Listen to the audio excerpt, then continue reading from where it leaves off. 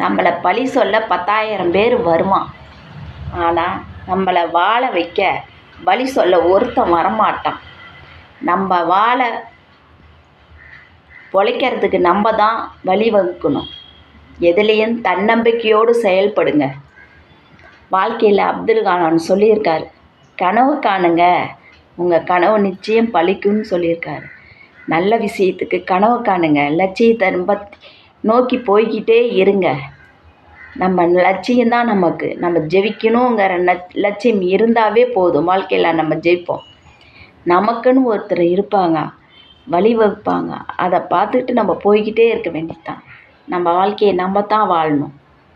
அடுத்தவனை எதிர்பார்க்காதீங்க, போய்கிட்டே இருக்கணும். கடந்த காலத்துக்கு போகாதீங்க, நிகழ்காலத்தை பார்த்துட்டு போய்கிட்டே இருங்க.